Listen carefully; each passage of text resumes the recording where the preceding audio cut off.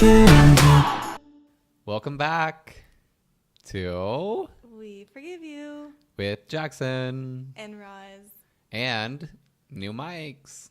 and our new mics. Woo woo! Say hi to our new mics. Everyone, we heard your feedback. We heard it. You heard too much feedback. You heard our cell stuff.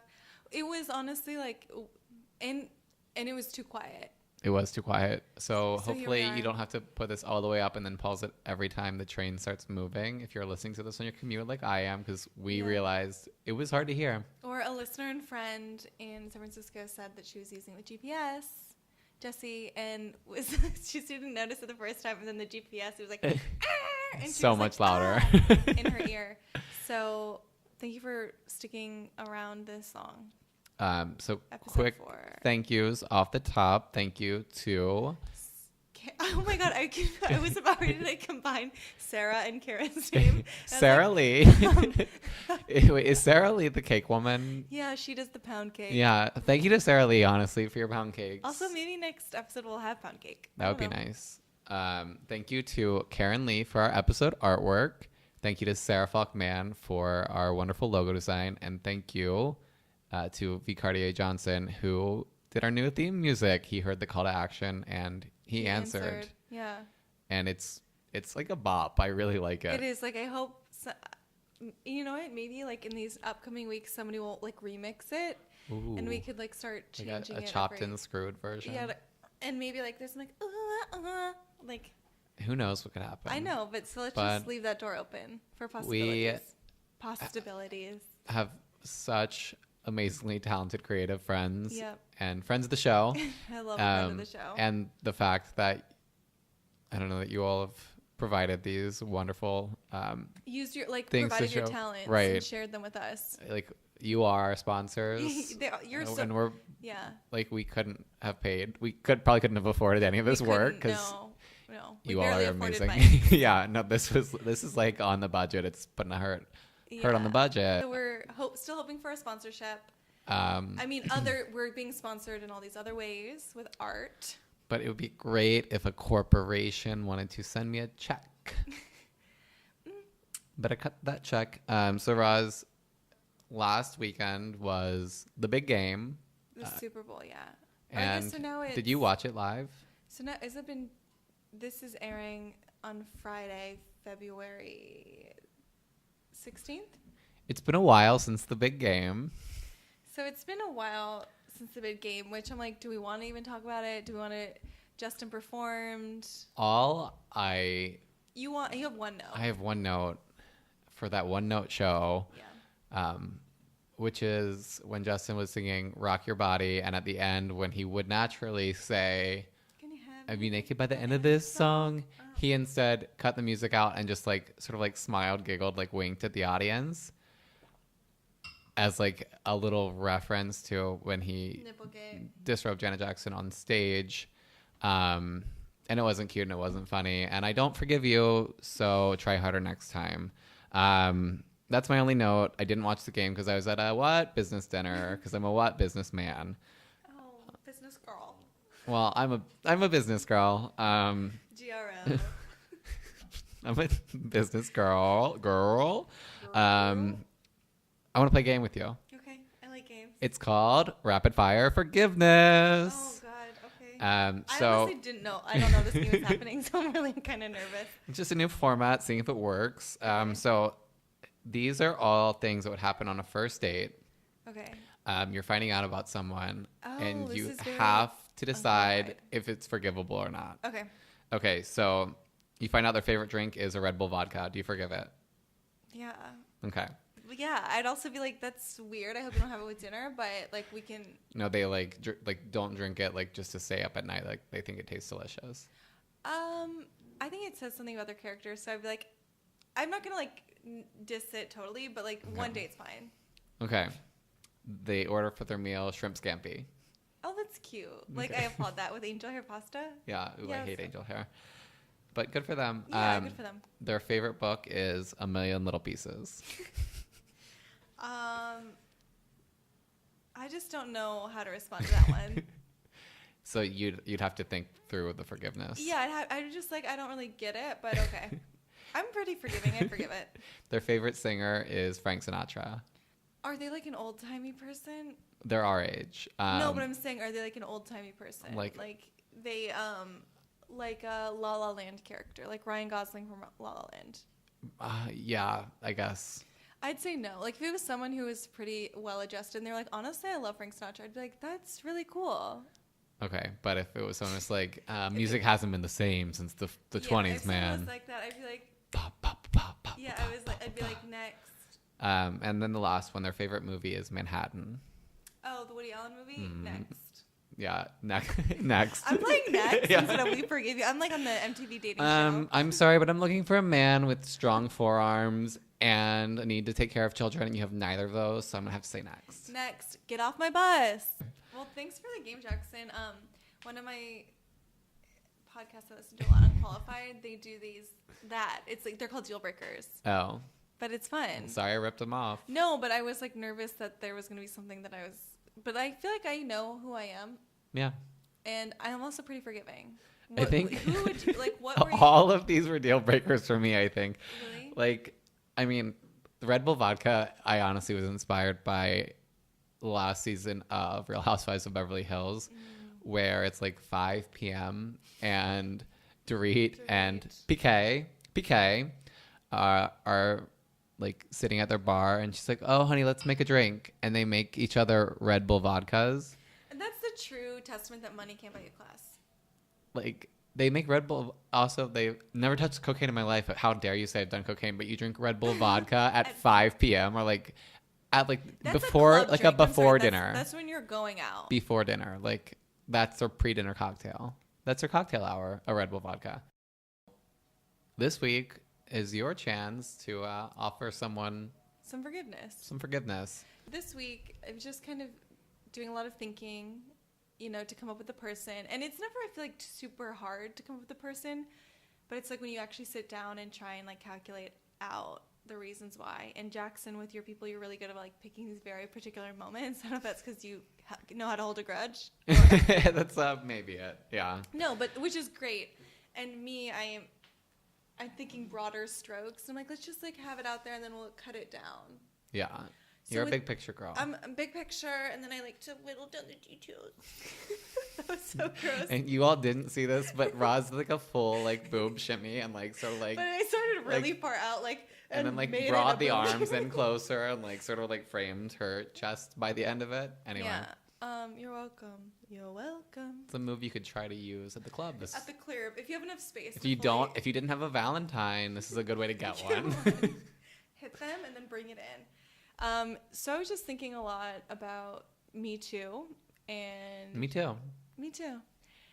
And this past week that we're recording it, Rose McGowan's longtime manager or former manager, Jill, and now blanking on her name, committed suicide. And she had a history of manic depressive disorder, and she was dealing with a lot of different stuff, like personally, and had been getting her life back in order and like being healthy. Like she had reconnected with her family, was working again on different projects, and then her family was saying, with Jill's name being dragged into all this Harvey Weinstein stuff, like that pressure was too much, mounting with all the other stuff that she was trying to deal with and come to terms with.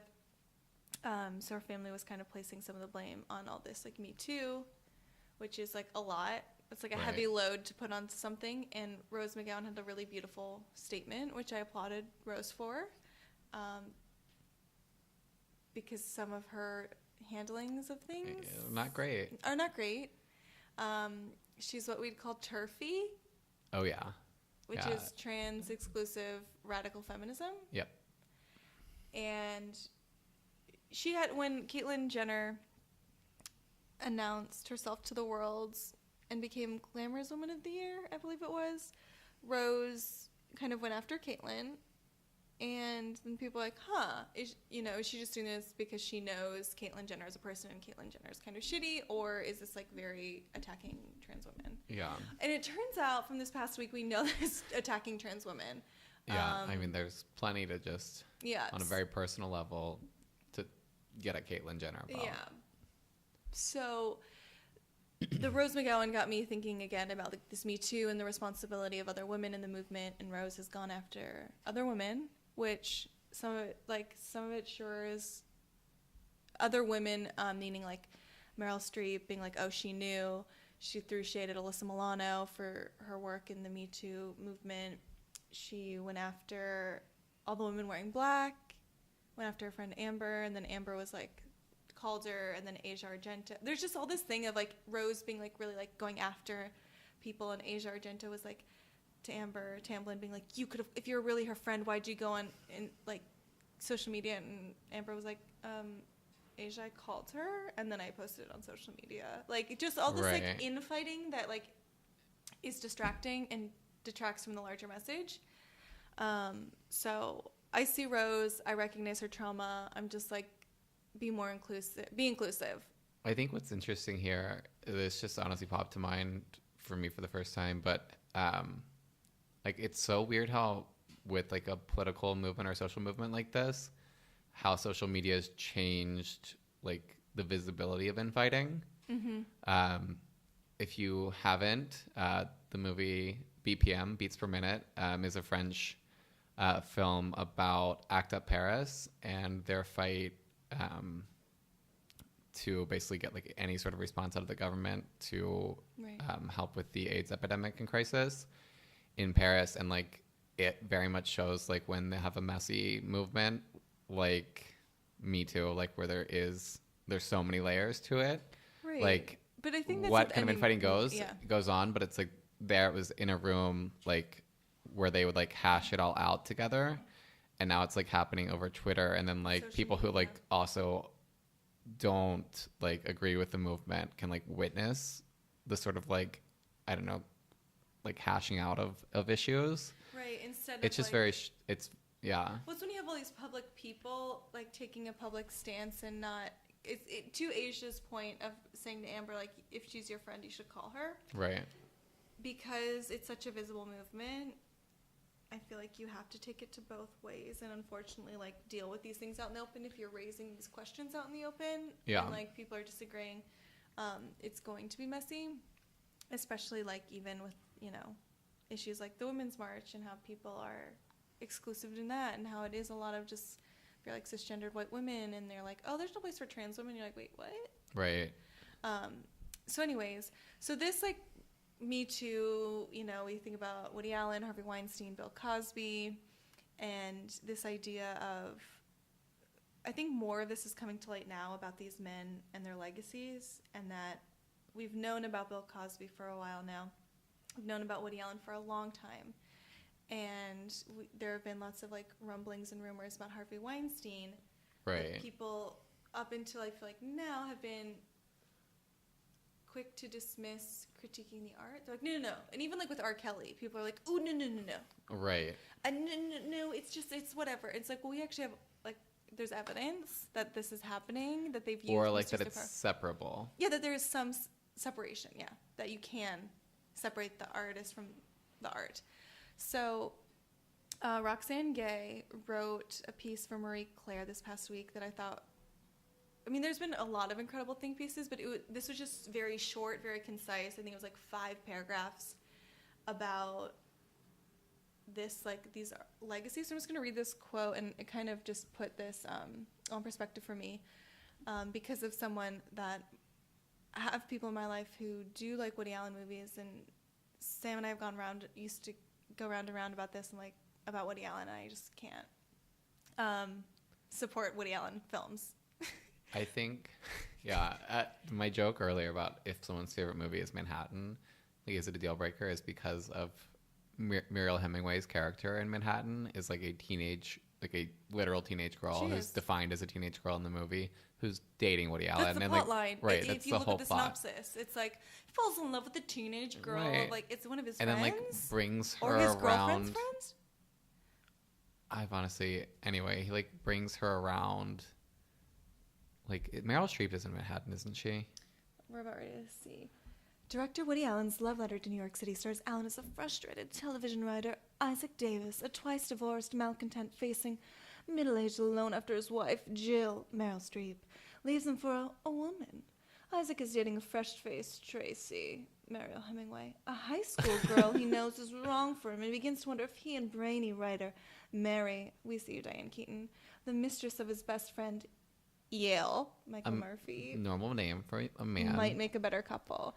It's literally, she's called a high school girl, and he's a middle-aged man. It's Gross. also, ew, the first descriptor is fresh-faced. Fresh-faced. Because her face is not even 18. Because it's not age. Anyway, it's like you want to separate. I mean, Woody Allen's obviously like a great example because like you want to separate this man from his art, and his art is about being attracted to underage women. Well, all of his underage girls like are like Excuse this, me. and this is like something that I've had discussions about.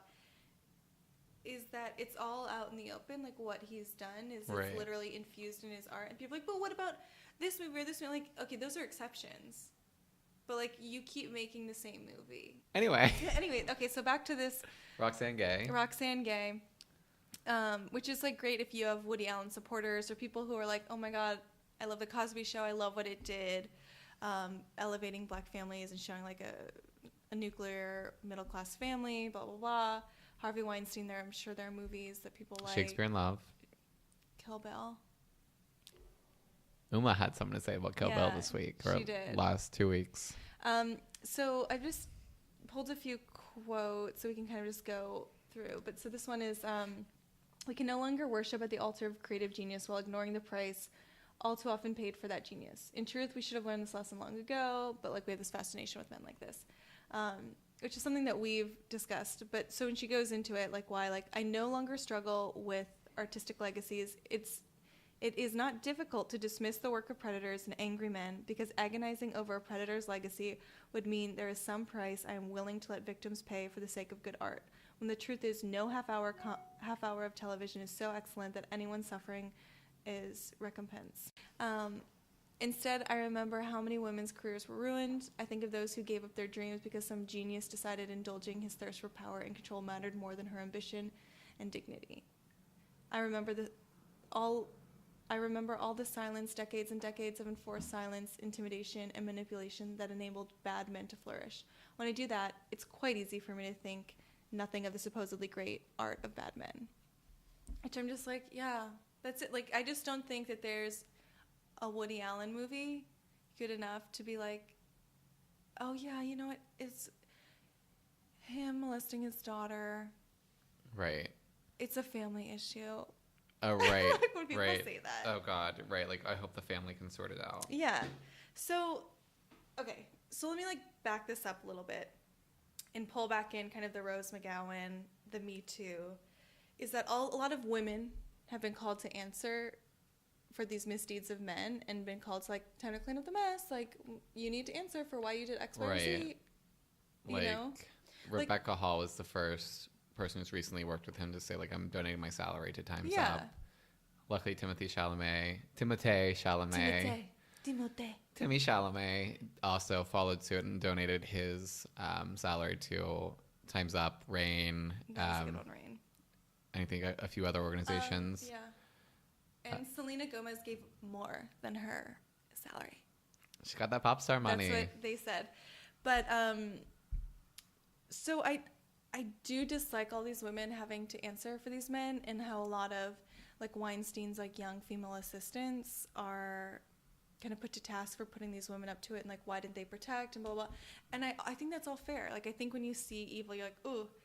But I also see these young women who were like, oh, this is my job. They don't really understand the nature of actually what's happening. Right. As it's happening, until like, you know, maybe a few years later, you're like, holy shit. That's what it was. So it's hard to fault them because they are essentially powerless also, and who's to know what they were experiencing as that person as their boss, who was in all these cases were very, very, very powerful men. Right. Who could ruin their careers, and in many cases did. Right. I mean, like, look at Mira Sorvino, was truly won the Oscar and then was blacklisted from Hollywood. Right, but I mean, like, women who didn't even get that far, you know? Right, but you're just saying, like, a woman with, like, an actual, somewhat of a platform and, like, a name, and they still managed to destroy her career. So that brings me to the person of the week that I want to dissect, because I think at this point, I think in the last 10 years, even like nobody should have been working with Woody Allen. The writing was on the wall. Harvey Weinstein things have been like creeping out, and especially like Salma Hayek's piece for the New York Times, I think was like literally like jaw dropping to me, that I was like, I cannot believe this all happened. Yeah. My mind was blown. I mean, all these stories of these like incredible survivors were mind blowing, but this person who we're going to go into was already an A-list celebrity. Yep. And her choice to work with him was in the past year. Yeah. I mean, maybe 2 years when they filmed it. And it's someone who's like, you should know better. And I'm not going to take your excuses, which we're going to go into, about, I hate calling her this, but I have to, the chubby British girl that is Kate Winslet, because for the longest, I'm sorry, Kate Winslet, I'm not body shaming you, but I feel like in every interview she's like, I'm just like a chubby British girl. I'm like, you were so beautiful. Right. Like, and thin. Like, in no way was she chubby in Titanic. Yeah, and that's when she's like, a chubby girl like me. I'm like, really? Like, a hot girl like you. Like, yeah, she looks so good in that movie. So good. So this week, I'm going to work through and try and find forgiveness for Kate Winslet. Well, let's get started. So just, I mean, my question for you off the top is, like, are you a Kate Winslet fan? Or, like, have you, like, liked her as an actress in the past? Yeah, I have. And that's the thing, is that she's someone who, to me, like, I keep just being like, she's so famous. Because I do think she's so famous. Right. That I've liked a lot of her movies. And literally at the top of my head was like, The Holiday. I mean, I'm always ready to talk about The Holiday. Yeah, but I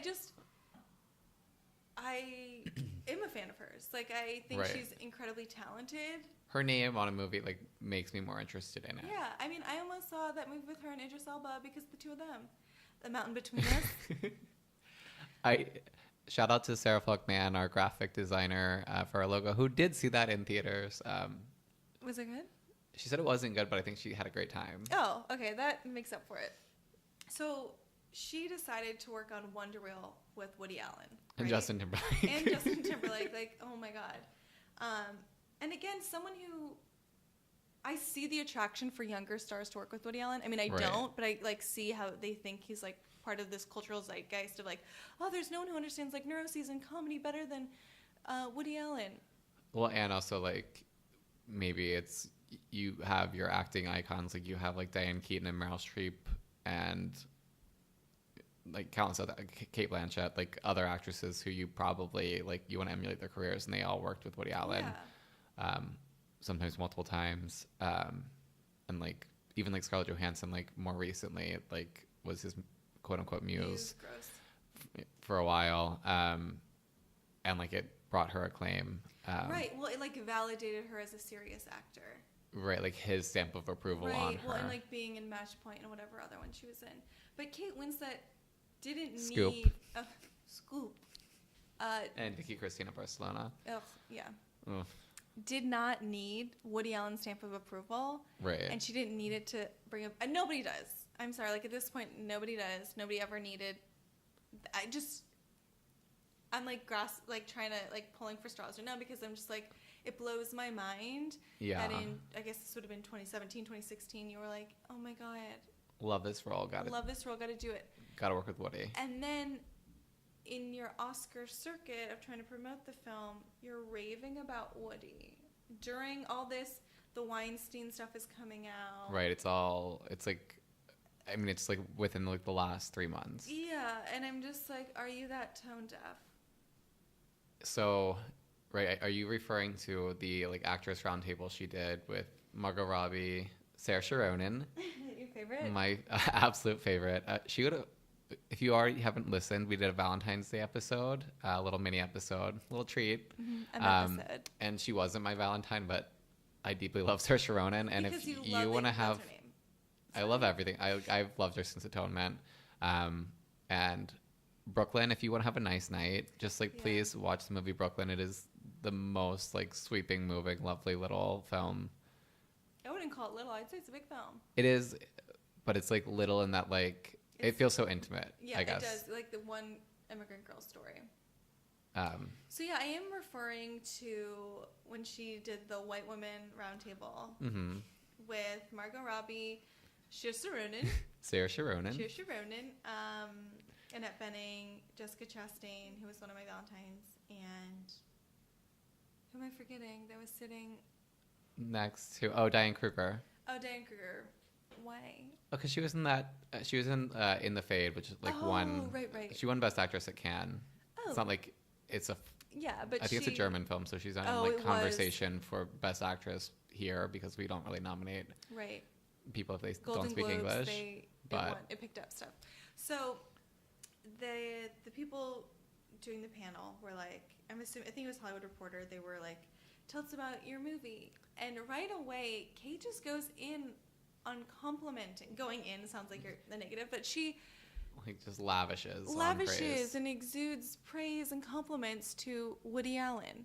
Now, the reason why I find this so shocking, as I think does every woman sitting in there, like Jessica Chastain is literally like sending herself to another place. Like she's literally she has like a half smile on where you like she's like blacked out. And she's like, okay, like I practice my breathing exercises. Like Margot Robbie hasn't mastered that. Like she has a death face. She like learned a few things from I, Tonya, and like is literally like, I want to punch this woman in the face. And Saoirse's like, does she know? Like should we tell her? Can I text her like under the table so she can like get this and like stop talking? Exactly. Does she not? And this video is literally 5 minutes, and Jackson and I couldn't even get through it because it was just like, wait. Just so much praise about like how he writes such like beautiful, wonderful, complicated women. Like, and like, this is what of course, said. like so many other fantastic actresses have worked with him. Yeah, well, this is the best. Is an extraordinary writer and obviously known for have created extraordinarily roles, very powerful, complicated roles for women for many, many, many years. And to join the lineage of incredible actresses made me feel terrified and so immensely privileged. And it was a responsibility as well. Like you as a woman with a platform have many other responsibilities, and I'm not asking her to answer for Woody Allen. I'm not, although it sounds, I'm not putting blame on these women who should have to answer for these misdeeds of men. I'm just saying you could have easily said no to this role. You could have easily been like, yeah. I mean, obviously could have said no to the role, but also like in this press tour at this actresses roundtable, one of the topics of discussion is like sexual harassment in Hollywood and like you could have the taken legacy of it, like other people have done since like Rebecca Hall has done, like saying like he got me my first break, like Vicky Cristina Barcelona created her career, right? Which it did. I mean, she's a great actress, and it truly did like made her an overnight sensation in the way that like you are in Hollywood, like you work for years and then you're an overnight sensation. Anyway, so she's like, I felt like obligated to like, of course, like show up for one day of shooting when he asked me to, but like. What, but that's the point. It's like when Rebecca Hall is commenting and Kate Winslet is acting like she just picked up the golden ticket, and I'm like, you have an Oscar, right? Right. For Harvey Weinstein got her that Oscar. I mean, in the way that he like badgered and belittled everyone every year to get Oscars. But she has said stuff about Harvey. But that's like, that was when she didn't thank him in her speech because she had her issues with him and whatnot. But the thing is, I want to just put on the record that I am not actually saying that like Harvey Weinstein is responsible for Kate Winslet's Oscar. Like she is a wonderful actress. Exactly. But yeah, there wasn't the connection there. Didn't love the way I phrased it. Yeah, I'm glad you did that. Yeah. Like you just auto-corrected. But it was just so shocking to see Kate Winslet, who had the opportunity to not backtrack, but be like, listen, yeah, I know, like, be like, he's a disgusting human, but I really wanted this role. Like, something. Find another thread besides complimenting his fucking writing. And also that, like, sorry, she I'm had cursing again. A privilege and a responsibility to carry on this, like, lineage of, like, strong women in his film. And it's like, girl. So I think my one, like, remaining hang up with Woody Allen. Yeah. Is Blue Jasmine. Because you like the movie? I mean, it's like because I like the movie and also because I love Cate Blanchett so much as an actress. Right. And like she is so good in it. Right. And it's just like, ugh, I wish Woody Allen wasn't the director of this movie so that I could still enjoy like it. Yeah, I've never seen it, because of Woody Allen. But I've always like I want to, but I won't. Like I just won't. But and Kate Blanchett also, her response was infuriating. Dylan Farrow was like what you were just talking about, where it's like, let me find the quote. So the thing is, so again, this is from Blue Jasmine was like what 2013. This quote of hers is from 2014. So people have been being asked about Woody Allen stuff for years, and Dylan Farrow came out again when he was getting was it a Cecil B. DeMille Award? Yes, at the Golden Globes. Right. And Kate Blanchett took what I would call the Keaton Road, the Diane Keaton Road. I guess Diane Keaton's also been like, they never press charges. And you're like, Diane, that's because they don't want a baby girl to have to go through also, a trial. It was the 90s. Like, the 90s were hell on earth, and we're all pretending that they weren't right now because they're, like, back in. But they, love the passion. Right, but it's like Monica Lewinsky's life was destroyed in the 90s, and, like, that's, like, just one example of how we treated women. Yeah. Anyway, so, yeah, Kate Blanchett responded to Dylan Farrow tweeting at her about, like, what the fuck? Yeah. And just said, it's obviously been a long and painful situation for the family, and I hope they find some resolution and peace. That's so, what like... we call, sorry, let me... You can finish. And then she has, like, since been supportive of, like, women coming forward about Harvey Weinstein and said, quote, "It is never easy for a woman to come forward in such situations, and I wholeheartedly support those who have." So, like, Kate Blanchett is in a similar way. Like, I mean, she's an A-list actress. She's like, if you want your film to be a serious film or like want to add gravitas, she's like who you hire. Well, and you want some like artistic credentials. But to me, like the reason why I'm focusing on Kate Winslet is because she's more of a household name to me. Or she's like the average American. You're like, who's who? Like if you did a Billy on the street, you'd be like, oh, Kate Winslet.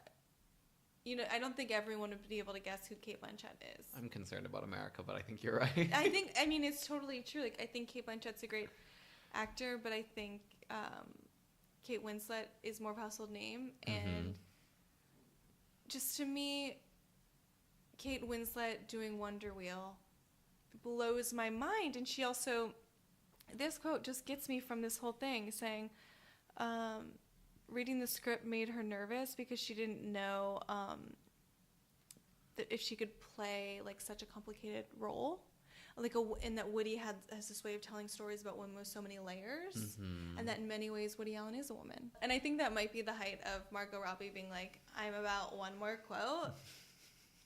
Away from like punching you in the face. Like violence isn't the answer, but I was just like, gonna see you with them hands. Yeah, Kate Winslet thinks Woody Allen is a woman on some level. I think on some level Woody is a woman. I think he's very in touch with that side of himself. He understands the female character, because he knows how to manipulate young women. He understands the female characters he creates exceptionally well. His female characters are also always so rich. Yeah, they are rich and large and honest true. In terms of how they're feeling. And he just knows how to write dialogue for them to communicate all of that. I will say like how ridiculous it is, and I think this speaks more to like just Hollywood in general about like how often women are like, Woody writes great women. It's just like there's such a dearth of like actual scripts being written. I mean, like just like there's no sort of like Hollywood market for like a $60 million movie or like a $50 million like, and it's complicated, like a Nancy Meyers sort of like beautiful extravaganza. Like there's just so few of those movies being made. I don't know if I'm not excusing Kate Winslet, but like I think it's like so sad that like an actress at Kate Winslet's caliber sees a Woody Allen script and it's like, wow, this is a beautifully written role. This is like this is like so challenging. Yeah. Like what scripts are we putting in front of Kate Winslet where she thinks that what Woody Allen has to say about a woman's life is interesting? That is horrific. Right. So after this, she was asked whether allegations against Allen played a factor in her decision to take the part. She said, it's just a difficult decision. I'd rather respectfully not enter today. Which, again, I go back to the Roxane Gay thing, which maybe we should start flooding her and all the people in general who worked. It's like no human suffering is worth Midnight in Paris or Wonder Wheel. Well, definitely Wonder Wheel. Like, I mean, right. It's like, I mean, when you're working on a Woody Allen movie, you know it's either going to be like a gigantic hit or no one's ever going to speak about it. right. And Because like no one's out here telling me the good word about the Curse of the Jade Scorpion. It's not happening. Sorry, no, Helen Hunt. it's not gonna happen. And she also is someone who's like, I don't know if when like asked directly about these allegations, this is outside of this like Hollywood Reporter thing. It's like I don't know if it's true or false about the Dylan Farrow stuff and not having an opinion also, and yeah. like and knowing, I think this like hits on like what we've felt about Sam Smith last week. It's like, you know, you're gonna get this question, have an answer ready, and her being she goes on and to, you know, she's been media trained, like she should well, know. and she's been peppered with this, and she's like I just pulled up the quote too. I don't read how people respond to things. We're always, as actors, going to say the wrong thing. I think it's better to respectfully step away from the discussion, which we have said that, like, yeah, these stars, like, maybe sometimes we do expect too much of them. We want them to be educated on all these issues, know what they're going into. But I'm sorry, Woody Allen, it's like, you know exactly what you're getting into. Right. You know what kind of, like you're saying, the media questions you're going to get. So have an answer. Be able to defend why you want to work with someone who's sexually molested and assaulted his, like, 3-year-old daughter and married his, essentially, stepdaughter. Like, just have an answer.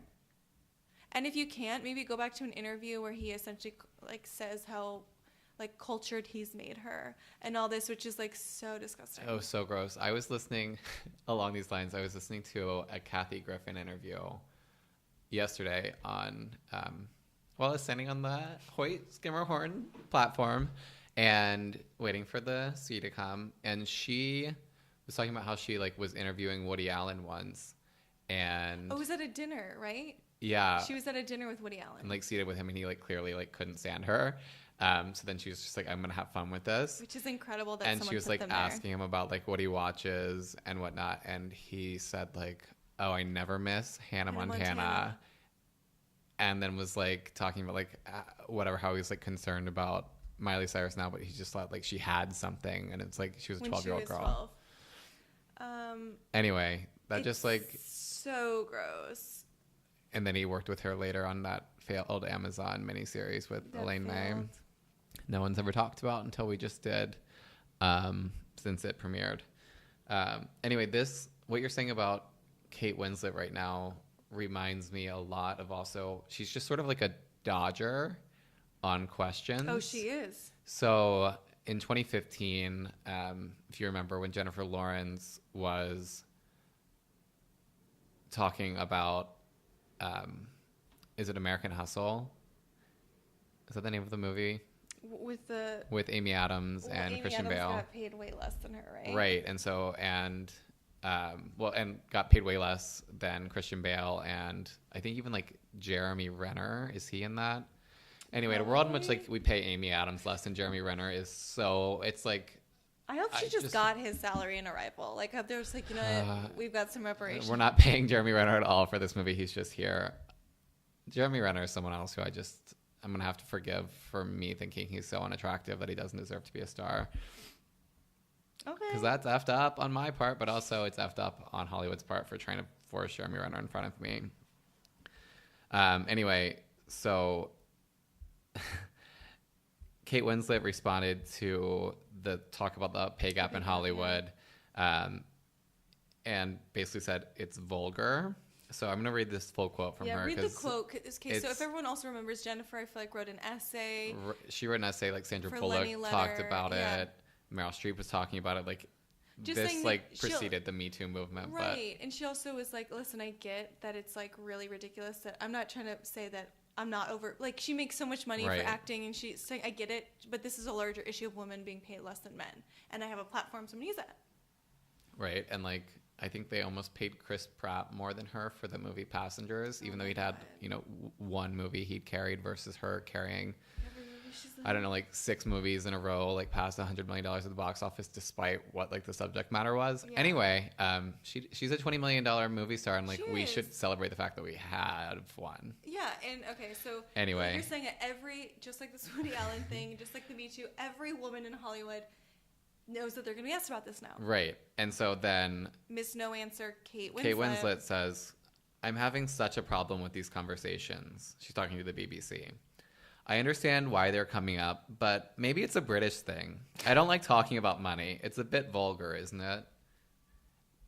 Side note, this reminds me of on Real Housewives of Beverly Hills when Lisa Vanderpump and Dorit are like just aggressively mean to people's faces, and then they're like, I'm not being mean, it's called British humor. Yeah, and like it's like, Dorit, you're from Connecticut, Yeah. and like your parents are from Israel. Like there's nowhere in your lineage except for your like gross husband that's British. Like you don't get British humor just because you like watch one season of The Office. Anyway, I don't think that's a very nice conversation to have publicly at all. I'm quite surprised by these conversations, to be honest, simply because it seems like quite a strange thing to be discussing out in the open like that. I'm a very lucky woman, and I'm quite happy with how things are ticking along. I'm sure you are, Kate. I'm sure you are. This is like the epitome of like silence is violence, like someone like expressing why they want to be silent because they don't want to mess things up for themselves. Well, that's part of like also like just choosing Kate Winslet is she's someone who the system has worked in her favor. She's a white, thin British woman. Right. And she's been able to work for these like horrible men, and it's been fine. Or it's like she's been happy with her pay. She's like, oh, I make enough. I don't rock the boat. It's a lot of reminds me of like this stuff on Facebook I saw after like the Women's March. And like, I don't get why they're marching. Like, I have a job. I can pay my own bills. I don't want the government doing this. And it's like, you're missing the point. Right. Or You're about missing like it. white gay men, us. Hi, all of us. Who are like, what are we still like fighting for? Like, what's there to still fight for? We already have marriage. It's like, most states don't even have like employment discrimination laws to protect people to not be fired on like the grounds of their sexuality. Like the number of like trans men and women of color who are murdered every single day in this country is staggering. And you want to act like who's that guy that wrote for Out magazine? He has one of those like names that sounds like a Monopoly character. Anyway, who's like now like on Tucker Carlson and is like buddied up to like Trump. Oh, or like the Milo? No, but he's like in that same vein. Chadwick Moore, that's his name. That's a Monopoly character name. Hi, I'm Chadwick Moore and I'd like to buy Atlantic Avenue. Anyway, that just these white gay men who are like, oh, we're done, we're finished, like we've got our rights. And like the same thing for women, like Kate Winslet is saying like, oh well, I get paid well, and it's like, okay, so like you're fine with it, you don't care about any of the other actresses like coming up behind you. I think Brian Safi on Throwing Shade put this really beautifully, talking about, you know, these horrible white gay men, and he's like, it's not a rope ladder where you can just pull it up behind you once you're done with it. Yeah. Oh, that's. And it's such a beautiful analogy, like just an image. I mean, it's a beautiful image for a disgusting thing, but like that's what Kate Winslet is doing. She's just like, well, I made it, so and like, she's like, I want to like stay comfortable. Also, like, well, she was able to be successful under these conditions, so why can't other people? Right. And like, well, yeah, you do make a lot of money, but that's not the point. I mean, it's also not she had like a you. once in a lifetime career where like she was a teenager or like 18 to 20 and got cast in the largest movie of all time. Right. And this stuff, I was just trying to pull up the Harvey Weinstein stuff, and she said, you know, he's horrible to deal with, blah blah blah. He would come up to me every time you saw him, and don't forget, like, I gave you your career because he put her in this part. And like, that's what the negative things that she had to say about. That's all she said. And she was like, so that's why when I gave the Oscar, like, I didn't say thanks to Harvey Weinstein. Because he didn't give, and it's like, girl, he did not give you your career, and that's good. But it's like seeing outside of yourself and seeing a larger problem and a larger issue, and not just goes back to like with the Sam Smith thing, where it's like seeing your experience as a gay man outside of your own. Right. Like, it's not just sitting in your room thinking about your sexuality, which is like her sitting on her private island with Ned, rock and roll, whatever. Like, your husband's last name is rock and roll. Right. If you want to know what white privilege looks like, it's Ned, rock and having roll. a fake name, a fake last name like rock and roll, and still like being able to be rich. Be rich and like not get arrested at the border every time you like try to come and go from the country. That's horrific. I don't know why I went with that image, but like it's just like I get your if point. he was not a white man, like he would be torn to shreds for like it's like if like a black guy tried to have like the last name hip hop. It's like he would be stopped like you know. Yeah. Anyway, whatever. Ned Rock and Roll is her husband's name, and that's the end of that joke. Anyway, yeah, Kate Winslet is someone who I don't know, like you almost like you have the inclination to be like, oh, she's just an actress. She like actresses don't need to be like answering for the ills of the world. But when your peer group, like even like you know, watching her in that round table, it's like she's sitting across from Jessica Chastain, who, as you mentioned in her Valentine's Day episode, which everyone should tune into, used her position as an A-list actress in Hollywood. As an A-list white woman in Hollywood. Right. To tie her salary to Octavia Spencer's salary and Jada Pinkett Smith, what do you call it? Most favored nations clause. Yeah, so that basically whatever they paid Jessica, her, they had to pay everyone else.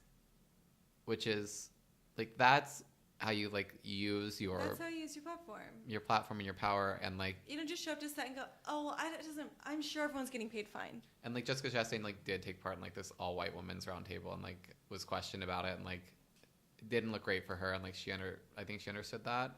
Yeah. But, like, also, like, is doing something about it. Yeah, and that's the thing is that all those women there... I mean, I don't know about Diane Kruger, but just have spoken out about it. The thing that I just don't get is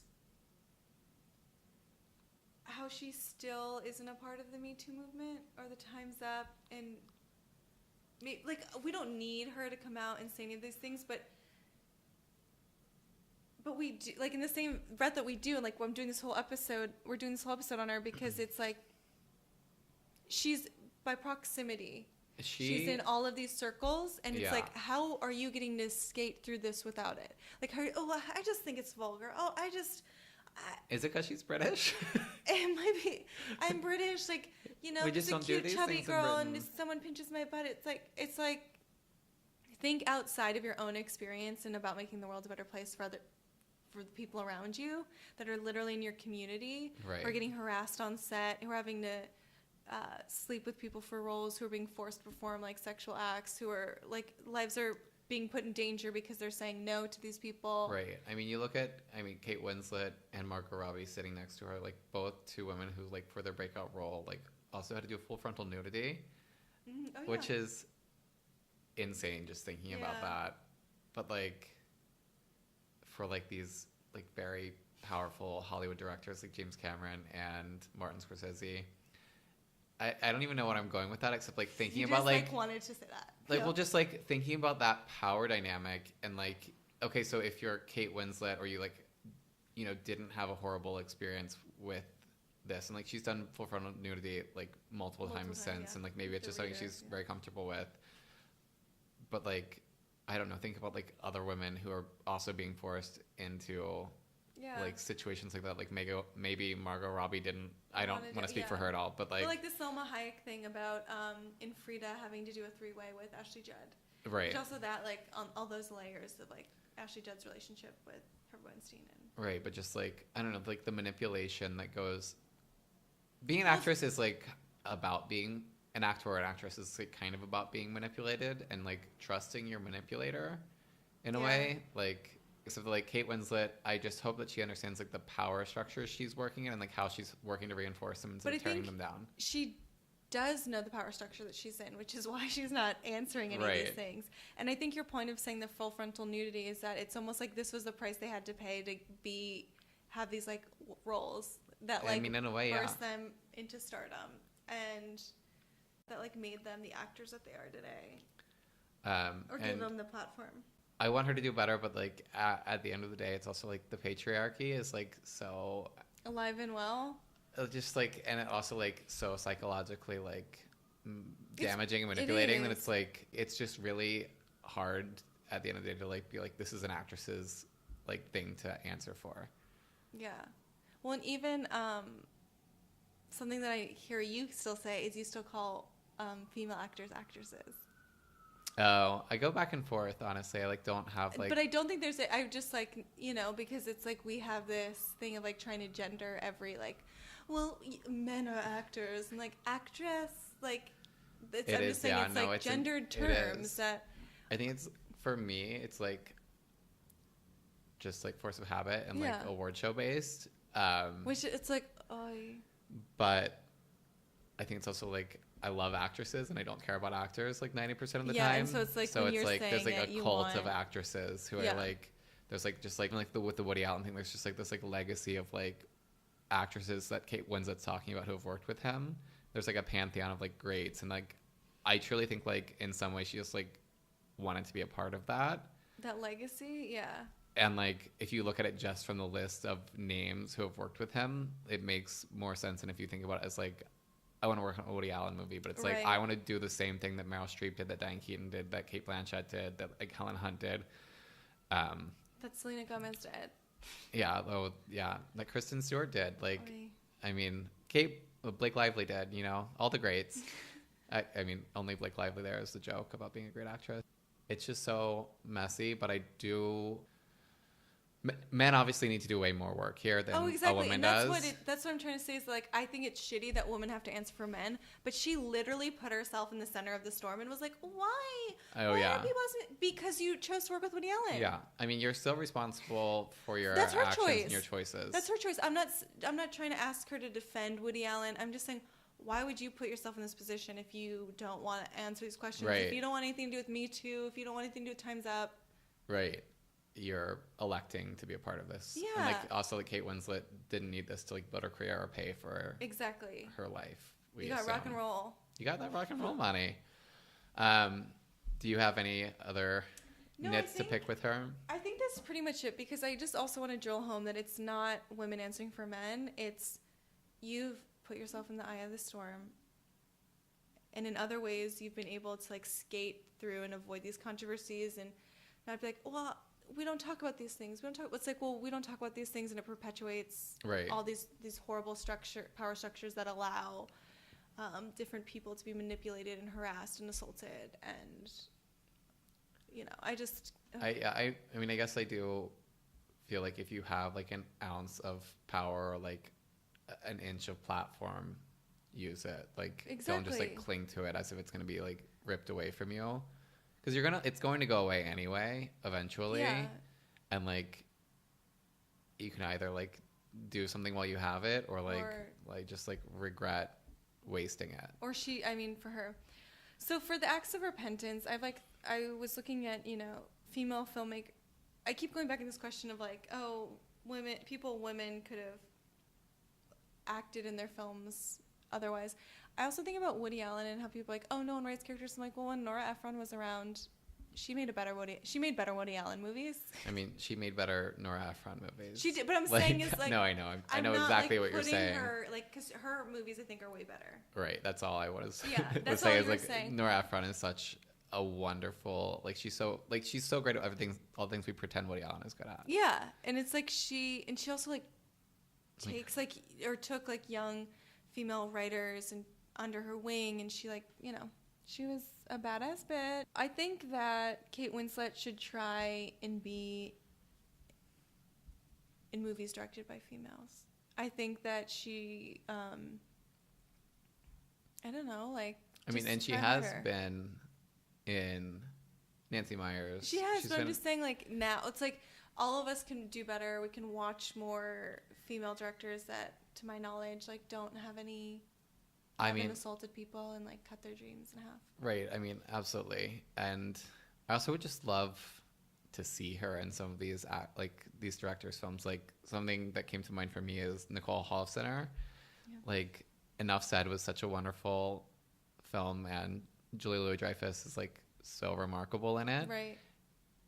And it's just like, God, I would like, in the way that like I looked at Wonder Woman, I was like, you could not put that on in front of me. I would have to leave the room. Yeah. Like, that looks so repulsive. Like, the opposite is like her in like a talky, right? Like other Nicole Holofcener movie, and it's just like a later in life romance with like complications and like Just like those like, Yeah, those, like other beautiful people- human stories. Well, that's what it's just such a this myth that only Woody Allen makes these movies. No, he Right. doesn't. No, he does not. So I think that's a good act of repentance for myself is like to watch Mudbound. Oh, I That's still on need to watch Netflix. Mudbound, yeah. I want to watch that. And that's Dee Reese. D. Reese. They're just like watch other like look up who's nominated for Oscars like that are female. Like I've seen Lady Bird or like women, sorry, that are women or people of color. Other people that are outside of The white male director hegemony of hell. right, exactly. So I think acts of repentance for me, I want Kate to support women more. Yeah, I want her to like I want her to understand be, her position of power. and understand why she needs to have an answer and actually think about it and understand her role in this like system. And she's literally a cog in the machine right now. Absolutely. And I think like acts of repentance also for like even us like is to use your privilege always like as a way to like help other people Yeah. up rather than like maintaining your status quo and your comfort. I'm just disappointed with Kate Winslet is simply what it is. And I honestly don't think I can forgive her because I also tie her to this 53% of white women that voted for Trump. I mean, I don't even know if she's an American citizen. I don't know if she can vote, but like She's very British. to me, she's very British. She to me epitomizes these white women who like don't get it. Yeah. And for that, I just am like, I have to do twice the work or triple the work or whatever to make up for your one. This is going to seem very off topic a little bit, but I think it paints a really great illustration of what you're talking about. Shout out to the podcast Uncivil. My friend Courtney Elliott put me on to this, and they have an episode that's basically about how white women helped to keep the Confederacy alive after the Civil War. And so one thing that they did is that they would have basically these annual like parades, marches that would be like in mourning of their dead husbands, fathers, brothers. And so they were able to like keep the idea of the Confederacy alive, but paint like under the guise that they were in mourning and like that this was a mourning parade. And then these turned in over the years into rallies and military parades. And then like eventually the women were, said like, oh, thanks ladies, we've got it from here on like, Confederate like Right. men or like the sons of men of the Confederacy like took over and like then would use these and like these led to like white power rallies and like the KKK and like all of that like but was birthed out of women keeping that white women keeping it alive. Well, that's like Trump's presidency like carried on his back from like white women, white college educated women. It was like and again white gay men like the Chadwick Moores and like that entire mindset like I don't know. Say that I'm laughing because Chadwick Moore is a Monopoly money character. I've got Monopoly money and I'm here to spend it. Anyway, just like anyone who thinks that, I don't know, like, if you once you have like any like level of comfort, that means that we're done. Like, well, and also taking you're a horrific, selfish person. Something that Jake always brings up, our friend of the show. And something that is like, I feel like my personal mantra is love multiplies, not divides. So it's like if you're going at something with a lot of love and just being like, oh my God, like I want this to share. I want to bring everyone up with me. I have these privileges. You should have these privileges. You should have these privileges. It's like the world's going to ultimately be a better place when everyone is treated like a whole human being. Right. And like the pay gap question, but like thinking about it just like in terms of numbers, like you are only going to be paid more and like benefit yourself more by fighting for other actresses like and making this visible. Yeah. Like you're not going to get like no one gets less rights by expanding rights to more people. It's not how rights it's don't diminish. Right. Like, I love when people like shit like that. Like right, like and, if you're losing something from this, who's, like, losing money by paying actresses more are, like, studio heads and, like, these conglomerates who are making... It's not the everyday person. That's a myth. Right. Like, so like what I want Kate Winslet to do, my piece of homework for her, Yeah. is that I want her to read Ellen Pompeo's Hollywood Reporter interview where she talks about why she's being paid so $20 million good. for the next like per season Yeah, for the for next as long 3 as seasons she or wants to as long do as she it. wants to do Grey's Anatomy, and like her reasoning why she deserves that money. And I mean, it comes down to Disney's made over $3 billion Off of this off franchise. of Grey's Anatomy, I want a piece of and it. she wants a piece of that money, and like they couldn't have the show without her, and they used Patrick Dempsey against her for years and like pitted them against each other. Anyway, like go read that It's an incredible and piece. understand, like, by Ellen Pompeo being transparent about like why she's getting that money and how she deserves it, like that only like creates More I don't know, space a for the groundwork conversation. for other actresses to point to in the future and other actors, because all actors and actresses are, you know, incredibly vulnerable, Yeah. even though like we see them as like someone that's being paid Which- so much money. It's like so much money of a like they're only being paid $20 million when a movie's budget is $200 million and it's expected to gross like $1.5 billion Right. just off of box office receipts. But a thing that's also really great about the Ellen Pompeo article is the example of like what she learned from Shonda Rhimes, and it's another thing of like when women come up, they like bring other like the power of bringing other women up, and how she, as Shonda was finding her voice, she helped Ellen find her voice, and the article closed on this really beautiful note of like being able to raise her daughter in Shondaland, Right. and also that like going to these Time's Up meetings, she's realized, she's like, thank God I never really cared about being an artist. And she's like, and I didn't want to do TV. She's like, but I realized how much power I have Right. that these Oscar-winning actors do not have, because they have to. She's like, she was protected by being in Shondaland. Right. And then also the Time's Up movement is working to protect women in industries that have Nothing. no to do. sort of like no platform, like women who are working in like migrant farming, Yeah. who have, you know, just like Zero productions right now. working as like in janitorial Yeah. like positions, like people who truly have no power, like, Hospitality. and like Kate Winslet, if you can't like agree that like using your voice to help lift up those women is worth it, then like give your voice away. I don't know, Yeah. like you don't deserve to have a platform if you can't find anything useful to do with it other than like to keep yourself comfortable. Right. All right, We so don't forgive you. um, Do better. we're always trying to do better. So rate, review, subscribe, hand jive, and tune in next week where we'll be seeking forgiveness for someone else. Love you all for listening. Thanks. Bye.